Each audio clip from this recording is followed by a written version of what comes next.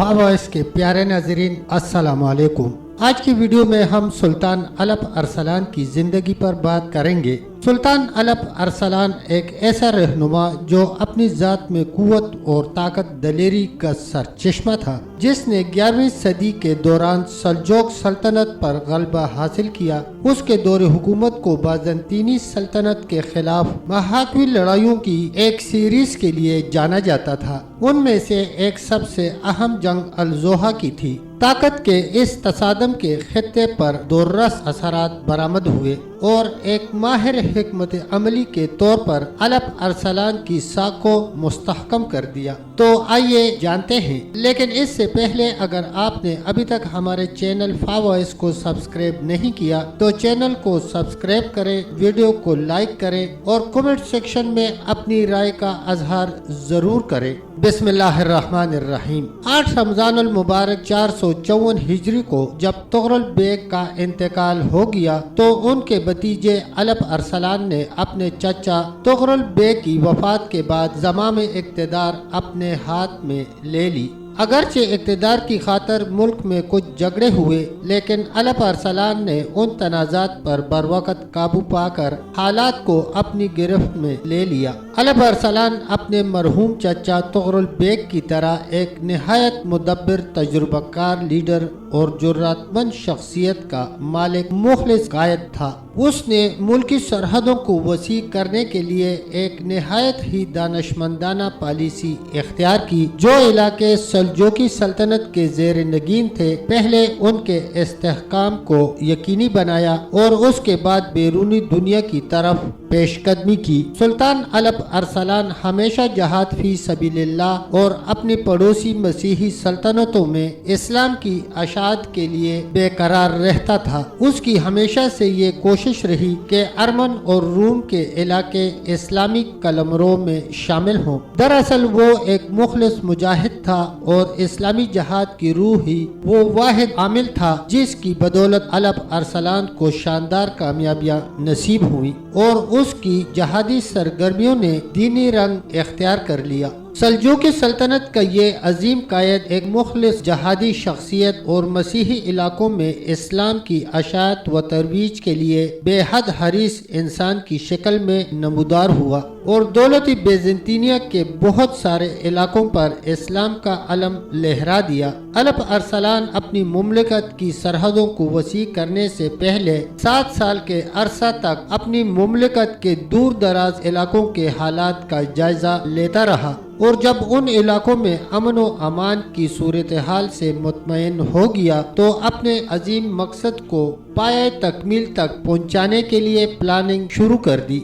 उनके सामने अब एक ही हदफ था, सल्जूकी सल्तनत के पड़ोस में वाक़या मसीही इलाकों को फतह करना, मिस्र में फातमी दौलत के इक़्तिदार को ख़त्म करना और तमाम इस्लामी दुनिया को अब्बासी खुलफा और सल्जूकी इक़्तिदार के झंडे के नीचे मुत्तहिद करना। अलप अरसलान ने अपने मंसूबे को अमली जामा पहनाने के लिए एक बहुत बड़ा लश्कर तैयार किया और उस लश्कर की क़ियादत करता हुआ अरमन और जूजिया की तरफ रवाना हुआ। ये इलाके बहुत जल्द उनके हाथों फतह हुए। अलप अरसलान आगे बढ़ा और शाम के शमाली इलाके पर यूरोश की तलब में मर्दासी हाकिम थे। उस सल्तनत की बुनियाद 414 हिजरी बमुताबिक 1023 ईस्वी में सालेह बिन मरदास ने रखी थी। ये एक शिया सल्तनत थी।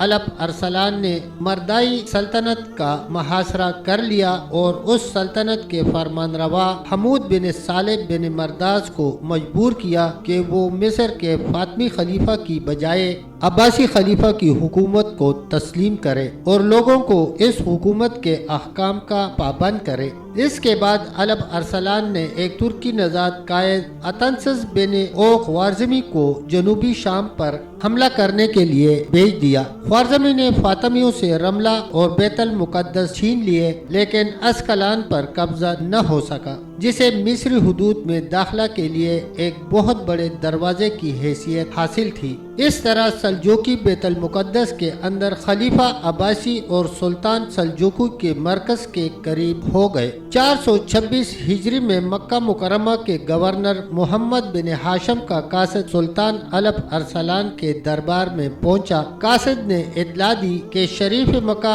خلیفہ القائم پاشا اور سلطان الپ ارسلان کے نام کا خطبہ دے رہا ہے اور آئندہ سے وہ عبیدی سلطنت کی بجائے عباسی خلافت کے احکامات کی پابندی کرے گا۔ قاصد نے یہ بھی بتایا کہ مکہ شریف میں آئندہ حی علی خیر العمل کے الفاظ اور دوسرے شیعہ الفاظ اذان میں نہیں دہرائے جائیں گے۔ سلطان نے شریف مکہ کے قاصد کی بڑی عزت افزائی کی اور 30,000 دینار گورنر مکہ کی خدمت میں ارسال کیے اور کہلا بھیجا کہ اگر گورنر مدینہ ایسا کرے گا تو اس کی خدمت میں 20,000 دینار پیش کیے جائیں گے۔ الپ ارسلان کی ان فتوحات نے رومی شہنشاہ ڈومانوس ڈیوجیس کو آتش زیر پا کر دیا اور اس نے پختہ ارادہ کر لیا کہ وہ ہر قیمت پر اپنی شہنشاہیت کا دفاع کرے گا۔ سو اس مقصد کی خاطر اس نے اپنی پوری فوج سلجوکیوں کے خلاف جنگ میں جھونک دی۔ رومی اور سلجوکی فوجوں میں کئی خونریز مارکے ہوئے۔ ملازگرڈ کا مارکا ان سب میں زیادہ اہم ہے جو 463 ہجری کو برپا ہوا۔ ابن کثیر لکھتے ہیں اور اس مارکے میں روم کا بادشاہ ڈومانوس پہاڑ کی مانند لشکروں کو لے کر روانہ ہوا۔ ان لشکروں میں روم، روس، برطانیہ اور کئی دوسرے ملکوں کے سپاہی شریک تھے۔ ڈومانوس کی جنگی تیاریاں بھی خوب تھی۔ اس لشکر میں 35 بطریق بھی شریک تھے اور ہر بطریق کے ساتھ 2 لاکھ گھوڑ سوار تھے۔ 35,000 فرنگی اور 15,000 دوسرے جنگجو اس کے علاوہ تھے جو قسطنطنیہ سے تعلق رکھتے تھے۔ اس کے علاوہ 1 لاکھ نقاب پوش یعنی نقب لگانے والے، 1 لاکھ کھدائی کرنے والے، 1,000 روز جاری، 400 بیل گاڑیوں جن پر فوجوں کی وردیاں، اسلحہ، گھوڑوں کی زینے، منجنیکیں، قلعہ شکن آلات لدے ہوئے تھے۔ ان منجنیکوں میں ایک منجنیک ایسی بھی تھی جس کو 1,200 آدمی چلاتے تھے۔ ڈومانوس خدا اس کا ستیہ ناش کرے یہ سب لو لشکر لے کر اسلام اور اہل اسلام کو مٹانے کا مقصد لے کر آگے بڑھا تھا۔ اس کو اپنی طاقت پر اتنا گمنڈ تھا کہ فتح سے پہلے ہی اسلامی علاقے اس نے اپنے بطریقوں کو جاگیر میں دینے کا اعلان کر دیا، حتیٰ کہ بغداد بھی ایک بطریق کے نام کر دیا۔ ان کا پروگرام یہ تھا کہ جب عراق اور خراسان کے علاقے فتح ہو جائیں گے تو وہ یکبارگی حملہ کر کے شام کے علاقے مسلمانوں سے واپس لے لیں گے۔ وہ یہ سوچ رہے تھے اور تقدیر ہنس رہی تھی۔ سلطان الپ ارسلان اور رومی فوجوں کا آمنا سامنا الزوہا کے مقام پر بدھ کے روز ہوا۔ ذیقعد کے مہینے کے ابھی 5 دن باقی تھے۔ رومی فوج کے کثرت تعداد کو دیکھ کر الپ ارسلان کچھ پریشان ہوا، لیکن فقیہ ابو نصر محمد بن